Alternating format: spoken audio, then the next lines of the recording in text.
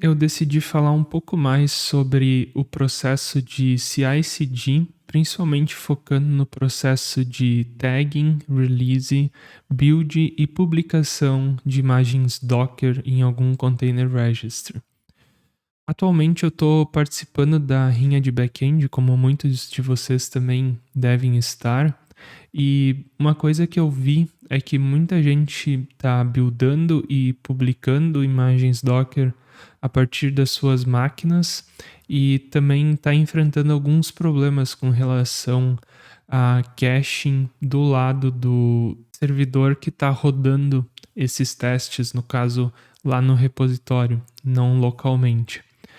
Eu decidi falar sobre esse tema porque ele é bastante importante e bastante recorrente até mesmo no nosso dia a dia trabalhando como desenvolvedores de software. Então, é uma prática bastante comum a gente ter eh, pipelines que vão fazer o build das nossas aplicações e publicar imagens Docker em algum container registry para que elas sejam utilizadas posteriormente. Então, fazer esse processo manualmente a partir das nossas máquinas, apesar de funcionar, ele tem alguns problemas. Então, o que muita gente tem feito atualmente é basicamente eles vêm aqui no terminal, eles estão desenvolvendo a aplicação deles e chegou um momento onde eles pensam, beleza, eu tenho uma versão aqui que eu gostaria de testar e gostaria de rodar os testes lá no repositório, ou então submeter. Eles rodam um Docker build, passando aqui a imagem, o nome da imagem e qual que é o contexto. Então isso aqui vai buildar o Dockerfile na raiz do meu projeto. E depois disso, depois de executar o build, eles vão executar um Docker push para subir isso em algum container registry. Isso tem alguns problemas porque isso está aberto para erro humano, não existe um versionamento claro, a gente não consegue saber exatamente o que está mudando de uma imagem para outra, porque em suma isso é um binário e é muito difícil a gente entender qual que é a diferença entre esses dois, apesar de ser possível, e também possíveis problemas de arquitetura, como por exemplo, tu tá numa arquitetura de ARM e quer buildar para AMD e vice-versa. Esse tipo de coisa ele acaba sendo um pouco oneroso em alguns cenários, e ter uma máquina rodando isso, rodando esse processo dedicadamente faz muito mais sentido. Então, só para vocês entenderem um pouco mais da estrutura do projeto aqui, eu tenho um Docker Compose, onde eu estou definindo todos os meus serviços, então eu tenho duas instâncias de API, um Nginx fazendo o load balancing, o Postgres e o Redis como bancos de dados, o Redis para as filas e outras coisas mais voláteis, o Postgres para as coisas persistentes, e eu também tenho o Dockerfile aqui para a minha aplicação. Eu tenho o multistage build aqui, então eu vou realizar o build da minha aplicação e posteriormente aqui, a partir desse build eu faço um copy dele, faço o expose da porta e rodo a minha aplicação propriamente dita.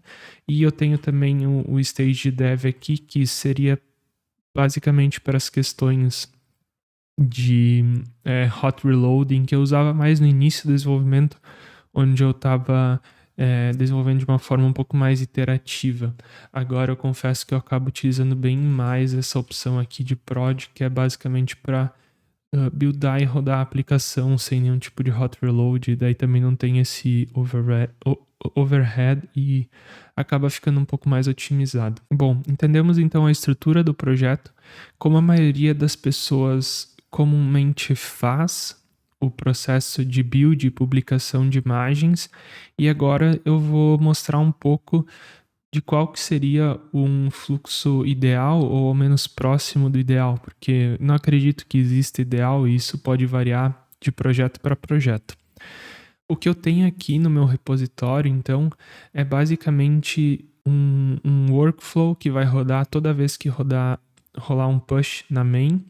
Esse workflow ele vai gerar uma release e vai também gerar uma tag que vai estar atrelada ali ao último commit. Após essa release ser gerada, vai rodar um outro job aqui que vai basicamente rodar o build e o push de uma imagem Docker pro Container Registry do GitHub, utilizando a tag ou release em questão como versão para essa imagem Docker. Então eu tenho tudo sincronizado e eu consigo facilmente, por exemplo, vir aqui e entender, por exemplo, o que mudou da versão 1.3.1 para 1.1.0. E isso é bastante útil quando eu preciso entender, cara, por que meus testes melhoraram? Às vezes tu tá fazendo tantas mudanças que tu não lembra mais em que versão que tu mudou o quê e por que em versão X os teus testes estavam melhores que na Y. E isso também se aplica para o dia a dia como desenvolvedores. Às vezes tu tem tanta gente subindo coisa ao mesmo tempo que não está claro quais foram as mudanças que geraram determinado resultado. E ter esse tipo de versionamento aqui, onde tu tem uma release e uma tag no teu repositório GitHub, e essa release, essa tag está diretamente atrelada a uma imagem Docker que está publicada em um Container Registry, facilita bastante o entendimento da evolução do teu projeto e do teu código em si, ok? Então, como que isso tudo funciona? Em suma, isso está completamente baseado em pipelines. No caso, como a gente está com um repositório no GitHub, nós estamos utilizando GitHub Workflows. Isso pode também ser executado em outros lugares, como um Circle CI da vida ou qualquer outra coisa. Porém, como a gente está no GitHub, Workflows funcionam muito bem e atendem a nossa necessidade. Então, olhando aqui, workflows no GitHub, eles sempre vão ficar nesse folder aqui debaixo de GitHub Workflows, e daí tu cria um arquivo YAML para esse workflows. Workflows nada mais são que fluxos de trabalho, traduzindo literalmente, mas eles basicamente são arquivos YAML que definem processos automatizados que vão ser executados a partir de determinados eventos ou então determinados agendamentos. Isso a gente consegue também configurar de forma bastante simples. Então, ok, entendemos o que são workflows, vamos dar uma olhadinha num workflow. Aqui, então, em suma, isso é um arquivo YAML, eu estou definindo o nome desse workflow e definindo quando que ele vai rodar. Então, aqui eu estou basicamente dizendo, toda vez que rolar um push na branch main, roda esse workflow. Aqui eu defino as permissions que esse workflow vai ter e, posteriormente, os jobs. Uma coisa importante para a gente entender sobre workflows é que workflows eles são, em suma, divididos em jobs e steps. Então, todo workflow ele vai ter um ou múltiplos jobs e cada job vai ter um ou múltiplos steps. Jobs eles podem ser rodados sequencialmente, que é o que eu estou fazendo aqui. Eu estou dizendo que o meu segundo job, que é o Build and Push Docker Image, ele depende do meu job de tag, que está definido aqui. Porém, se eu não definisse esse needs aqui, eles iriam rodar em paralelo, ou seja, eles iriam ser executados ambos ao mesmo tempo. Porém, steps, por sua vez, eles necessariamente rodam em sequência, um depois do outro. Então, esses são conceitos bem importantes para vocês entenderem.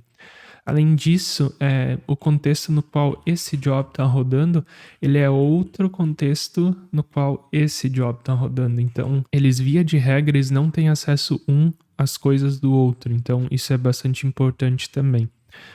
Então, meu primeiro job aqui, ele vai basicamente criar uma release e realizar o tagging do meu último commit. Eu decidi utilizar esse Go Semantic Release porque ele é um binário só, ele não tem tanta dependência com o tipo de projeto que tu está executando. Existem atualmente outras opções, como por exemplo o Semantic Release, que é bastante utilizado em projetos front-end, Node, baseados em JavaScript de forma geral. Então, se vocês estão resolvendo com Node, essa aqui é uma opção bastante sólida e bastante utilizada no mercado hoje em dia. E, enfim, isso pode variar de linguagem para linguagem, mas eu estou utilizando basicamente o Go Semantic Release. O que esse cara vai fazer, basicamente, ele vai analisar a diff entre o meu repositório atual e a última release gerada.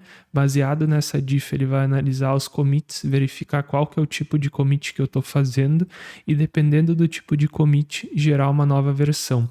Então aqui é importante que vocês utilizem coisas como, por exemplo, conventional commits para que ele funcione da forma correta. Olhando aqui, se a gente comparar a 1.4.0 com a 1.3.1, a gente vai ver que tem um único commit que é fit reduce concurrency. Então aqui eu estou basicamente reduzindo a concorrência dos meus workers que consomem a fila. Então é bem fácil de eu entender o que está mudando nesse caso. Então, ok, ele gera a release e também gera a tag aqui, que é basicamente como eu consigo fazer a diff entre essas duas versões. Depois disso, eu vou realizar o processo de build e push da imagem. Esse job ele é dividido em diversos steps. O primeiro deles é o checkout, que vai basicamente clonar o repositório. Depois disso, eu faço o setup das minhas variáveis ambientes. Então, se eu verificar aqui em Example, vocês vão ver que aqui eu tenho todas as minhas variáveis ambiente. Num cenário, esse aqui é um repositório de teste, então não tem necessidade de eu ficar me preocupando com esconder password de banco, todo esse tipo de coisa. Num cenário real, o que seria feito possivelmente é que vocês configurariam aqui algumas secrets no repositório de vocês. Eu até tinha pensado em fazer isso dessa forma, porém é um overhead desnecessário para esse repositório aqui. E, enfim, configurando essas secrets, vocês automaticamente têm acesso a elas dentro dos workflows desse repositório. Ou então vocês podem guardar isso em repositórios externos, como por exemplo o AWS SSM, que vai guardar essas secrets, e nos repositórios GitHub de vocês basicamente guardam essa chave que dá acesso ao SSM. E em runtime vocês buscam essas informações no SSM ou qualquer outro repositório que vocês queiram e fazem o uso dessas informações. Como a gente está num ambiente de teste que não precisa de tanta segurança e, enfim, não vai acontecer nada se alguém vê essas informações, basicamente eu estou fazendo uma cópia do meu env example para dentro do arquivo env. Faço o setup de alguns tools auxiliares aqui para fazer o build da imagem Docker e por fim faço o login no Container Registry do GitHub. O que é um Container Registry? Container Registry é basicamente um repositório onde ficarão guardadas imagens Docker para que elas possam ser acessadas posteriormente por qualquer pessoa que tenha acesso a esse repositório. O repositório de imagens Docker, o Container Registry mais famoso é o Docker Hub, é o mais utilizado, é onde a maioria das imagens Docker é disponibilizada por padrão, porém o GitHub tem o Container Registry próprio dele, e a vantagem disso é que quando a gente está num repositório GitHub que publica esses containers no Container Registry do GitHub, eles vão aparecer aqui em packages, e isso faz com que a gente consiga ter um acesso e uma sincronia muito maior entre as coisas, elas ficam todas no mesmo lugar, e isso para mim faz bastante sentido, então por isso que eu decidi utilizar o Container Registry do GitHub. Mas aqui vocês poderiam estar logando no Docker Hub e fazendo o push no Docker Hub, sem problema nenhum. E por fim aqui então, eu tô fazendo fetch da latest tag, que basicamente foi gerada nesse job aqui, guardando ela numa variável e utilizando ela aqui embaixo posteriormente. Então, depois de fazer o fetch da última tag, eu faço o build e o push da Docker Image. Nesse caso aqui eu estou utilizando uma action do próprio Docker, então isso é uma coisa bastante comum. Vocês vão ver isso acontecendo com várias ferramentas. Existem actions do GitHub dedicadas para cada ferramenta e vocês podem utilizar elas dentro dos workflows de vocês. Então, em suma, estou utilizando aqui o build and push action do Docker. Ele vai fazer o build nesse contexto, vai fazer o push, o arquivo é o Dockerfile, que é, no caso, esse Dockerfile aqui. O target é o prod, então, se a gente olhar o Dockerfile, esse é o meu target, e é isso que ele vai, basicamente, buildar para mim. E essas são as plataformas. Olha que fácil que é eu fazer o build e o push de uma imagem Docker para múltiplas plataformas. Simplifica bastante o processo. E aqui, basicamente, eu estou dizendo, ó, atualiza essas tags. A primeira delas é baseada na última tag gerada no meu repositório e também atualiza a latest, né? Porque, enfim, sempre a gente tem que ficar atualizando na latest só por garantia, é uma boa prática isso aqui. Então, isso faz com que eu tenha essa versão aqui e ela seja tagueada sempre como latest. A vantagem disso é que a gente não vai enfrentar problemas como esse, onde pessoas dentro da rinha estavam enfrentando problemas com a submissão com erro que não rodava novamente. Eu comentei aqui, inclusive, que eu acreditava que o problema fosse o fato dele estar utilizando o latest. Então, se a gente olhar aqui essa submissão dele, vocês vão ver que ele estava utilizando o latest na imagem dele. O que possivelmente estava acontecendo é que onde esses testes estão rodando, existia um cache dessa imagem e, enfim, ele não estava baixando a última versão por conta do latest. Inclusive o Zan confirmou aqui que é sempre bom utilizar uma versão. Mostrando aqui então como esses workflows eles são exibidos no GitHub, quando a gente vem aqui em Actions, a gente vai ver que tem aqui, ó, esse onPush to main.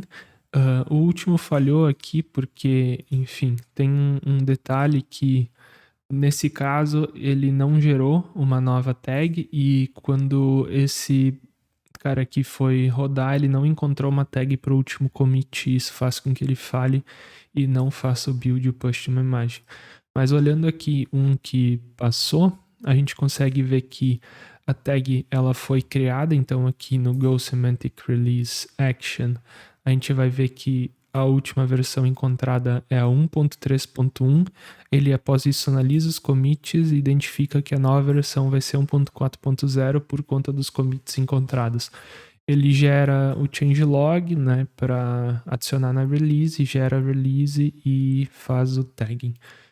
Depois disso, o build and push é executado, a gente faz o setup de todas as coisas, login no container registry, todos esses detalhes que eu acabei de comentar, faz o fetch da última tag e realiza o build e o push da Docker Image. Então ele já vai automaticamente aqui realizar o build e o push da imagem Docker nas duas arquiteturas que a gente definiu lá. E após isso, então, depois de ter finalizado todo esse workflow, o resultado disso, em suma, é a release aqui, com a tag e uma nova imagem Docker publicada aqui no GitHub Container Registry. Bom, então, em suma, é isso. Com esse vídeo eu tentei reforçar um pouco dos benefícios da gente automatizar alguns processos nos nossos fluxos de trabalho e tentar incentivar também os devs que estão participando da rinha e que não têm esse processo automatizado ainda,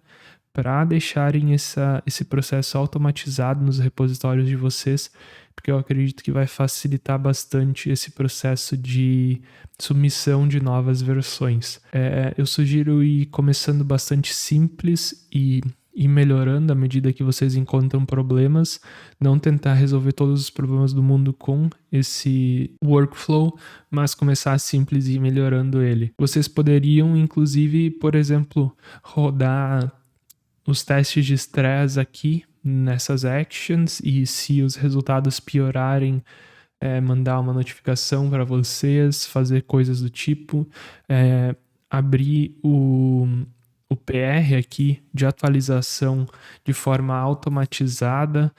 Existem várias coisas que vocês podem fazer por meio dessas actions e que podem facilitar bastante o dia a dia de vocês aqui. E, enfim, vocês podem utilizar esse repositório pessoal de vocês como um playground para aprender mais sobre actions, workflows, automação, para, quem sabe, posteriormente aplicar no dia a dia, no trabalho de vocês. Por hoje é isso. Espero que tenham gostado do vídeo. Até mais.